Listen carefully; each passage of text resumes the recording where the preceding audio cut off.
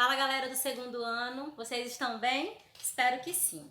Espero que você esteja com saúde, sua família também, mas se por acaso alguém estiver doente, que a família de vocês fique bem, né? Que a saúde volte logo para o lar de vocês, tá bom? Na aula de hoje de literatura, nós vamos ver os exemplos, mais exemplos do texto parnasiano, que foi então o conteúdo que eu expliquei na nossa última aula, certo? Então, vamos lá. Pega o teu caderno de exercícios, tem alguns exemplos de lá, alguns exemplos também da apostila, pra gente analisar junto, tá? Então, vamos lá. Quem são os autores da Tríade Parnasiana? São esses três aqui, que eu expliquei na última aula, né? E coloquei aqui agora as imagens pra gente relembrar. Raimundo Correia, Alberto de Oliveira e Olavo Bilac.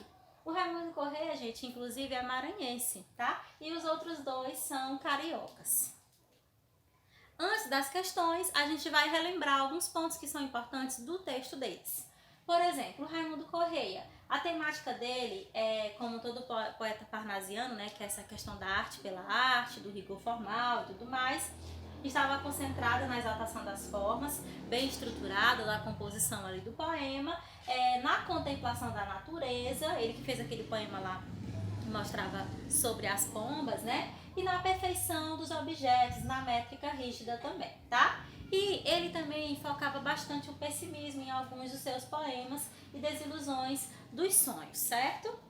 Lembrando, gente, que isso aqui é de um modo geral. Claro que nem todos os poemas, cada um ali sempre foi com essa temática, tá? Claro que o poeta pode escrever ali de algum outro tipo de assunto, ok? Então é mais só pra gente poder ter uma noção e nos situarmos aqui nos principais temas que eles falavam.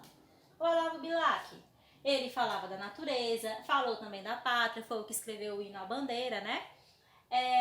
Também esteve sempre se remetendo à antiguidade greco-romana, assim como os outros dois autores.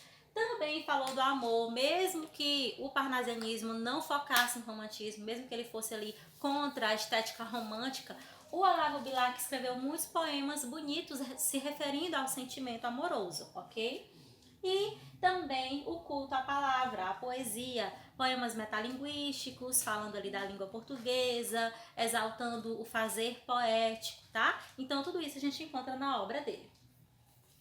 O Alberto de Oliveira, o que ele falou? Gente, assim, o foco dele maior era a visualidade, ou seja, os poemas que falam dos vasos, dos objetos, das taças. Ele era muito visual, ele gostava de descrever objetos em seus poemas, tá? E aí, ele sempre se manteve longe dos problemas sociais e mais perto dos modelos clássicos, ou seja, o classicismo ali que não buscava falar da sociedade em si, dos problemas sociais, porém falando mais de outros assuntos de modo geral. Então é isso que a gente consegue perceber na obra dele. E de forma específica, do Alberto de Oliveira, a exaltação da forma rígida, né, como um parnasiano, e focando sempre a descrição também, a estrutura descritiva dos seus textos. Porque se você vai falar de algo que é visual, você tem que descrever, né? Então ele fazia isso muito bem. Agora vamos para alguns exemplos? Vamos lá. Aqui tem um poema Mal Secreto, tá? Do Raimundo Correia. Diz assim: se a cólera que espuma, a dor que mora na alma e destrói cada ilusão que nasce, tudo que punge, tudo que devora, o coração no rosto se estampasse. Se pudesse o espírito que chora ver através da máscara da face, quanta gente, talvez, que inveja agora, nos causa então piedade nos causasse. Quanta gente que ri, talvez consigo, guarda um atroz recôndito do inimigo, como invisível chaga cancerosa. Quanta gente que ri, talvez existe, cuja aventura única consiste em parecer aos outros venturosa. Observem que é um poeta parnasiano, porque a estrutura está toda bonitinha, as rimas bem feitas, mas aqui ele já vem falando aí de um assunto que até parece que ele não é parnasiano, né? Quando ele coloca aqui que tem gente que ri, como se tivesse ali uma chaga, né, uma ferida cancerosa invisível, ou seja, escondida. Aqui do mesmo jeito, né, falando a mesma coisa. Então a gente percebe que é como se ele quisesse falar que existem pessoas que estão rindo, mas que por dentro tem feridas, tem tristezas, né, guardadas e estão ali mascaradas de certa forma, tá? Então, na pergunta nós temos o seguinte enunciado: Coerente com a proposta parnasiana de cuidado formal e racionalidade na condução temática, o soneto de Raimundo Correia reflete sobre a forma como as emoções do indivíduo são julgadas em sociedade. Na concepção do eu lírico, esse julgamento revela que o quê? Revela a necessidade de ser socialmente aceito e leva o indivíduo a agir de forma dissimulada. Então, nesse caso é a letra A. Por quê? Porque aqui a gente percebe que ele está falando que muitas vezes o indivíduo precisa se dissimular para viver, né? Às vezes tem uma dor ali que não quer ser mostrada e acaba acontecendo essa máscara, por vezes necessária, tá? Então é isso que ele está falando. Mesmo com a sua rigidez de forma, né, de estrutura, acaba falando aí de um assunto que é recorrente da sociedade, ok? Questão do Enem, mais uma. Aqui já é um poema do Olavo Bilac, um dos mais famosos dele, que está no livro Via Láctea, ok? Diz assim: ora, direis, ouvir estrelas, certo, perdeste o senso, e eu vos direi, no entanto, que para ouvi-las, muita vez desperto, e abro as janelas, pálido de espanto.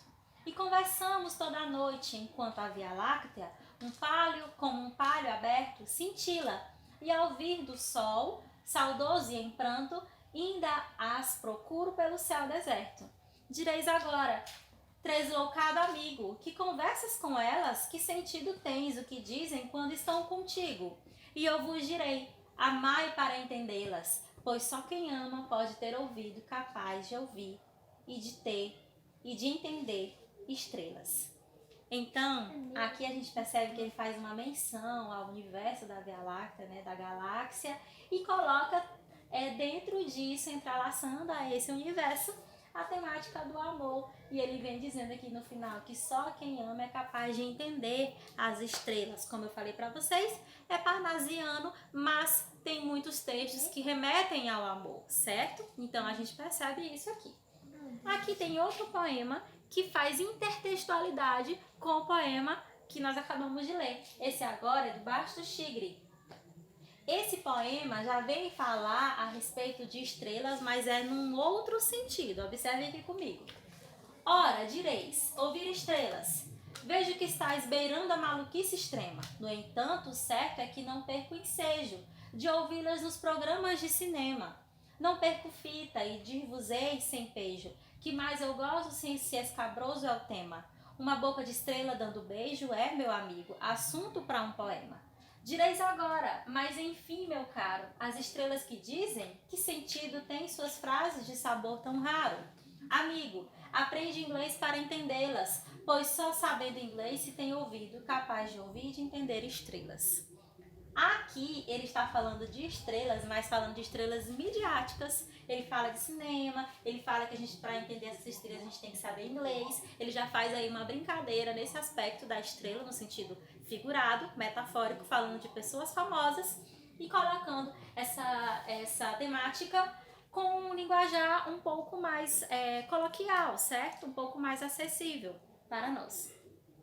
E aí a questão vem fazendo uma comparação e nesse caso vocês têm um exercício aí, a questão que está correta é a letra D, porque vem falando que nessa expressão uma boca de estrela dando beijo é, meu amigo, assunto para um poema, que é do texto 2, faz uma relação metalinguística, ou seja, a linguagem pela própria linguagem, porque ele está falando aqui em um poema sobre o ato de fazer poemas, ok? Mais uma. Estranho mimo aquele vaso.